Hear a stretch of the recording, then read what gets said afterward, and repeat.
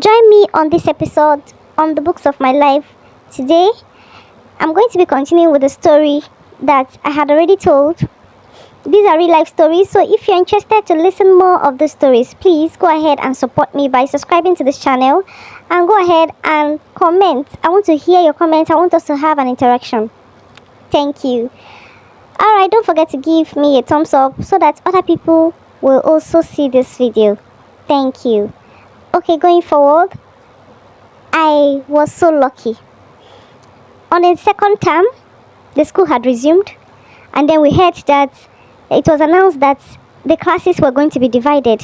You can imagine my excitement. I was so excited that I was going to be free from Arinze and his auntie. It was a wonderful time for me. In fact, when I got home that very first day after the announcement, my joy knew no bound. I was so excited. I was happy. Now, the second day when I had come back to school, there was a list that was pasted, and that list you would check for your name.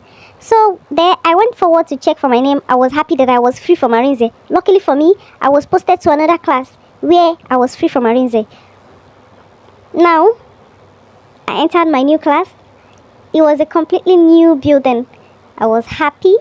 I had a comfortable desk, and of course I had a seatmate, but we were just two. The excitement was heavenly. I was comfortable, at least so I thought, for the period of time. Now, classes was on one day. My new class seatmate was a very well-liked girl. You know one thing about timid girls, we're not usually liked. Mostly.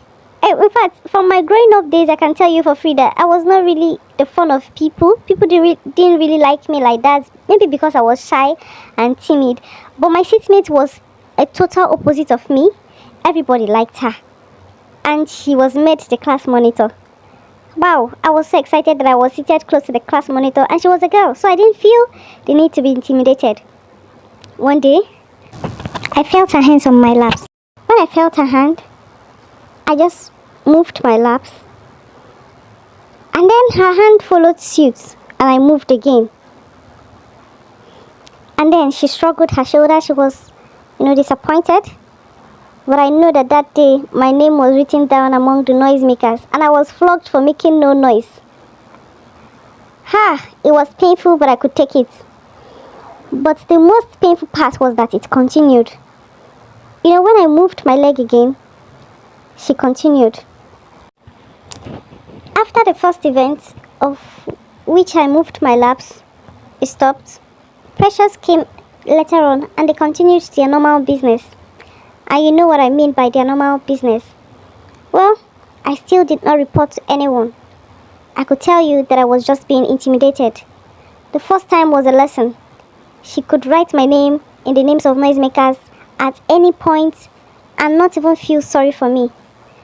And you know that from my formal class and from the formal events, you can call me someone that was notoriously known for punishment.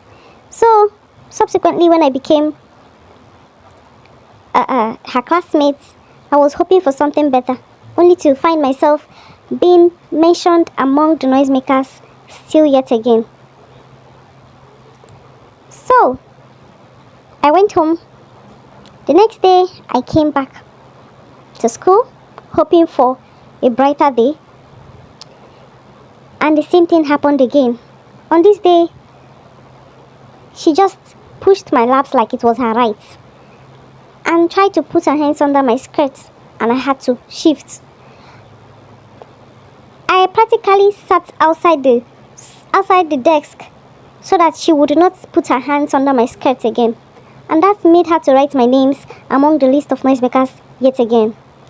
And still, this shy and timid girl didn't have the courage enough to report to anyone or to say anything.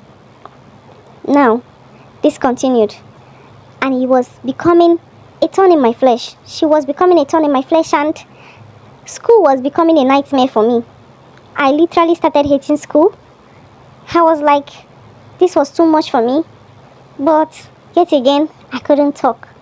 Well, I'll be stopping here in this episode of the Books of My Life. If you want to know what happened next, please stay tuned. And don't forget to subscribe to this channel so that you can get more stories on the stories of my life. Thank you.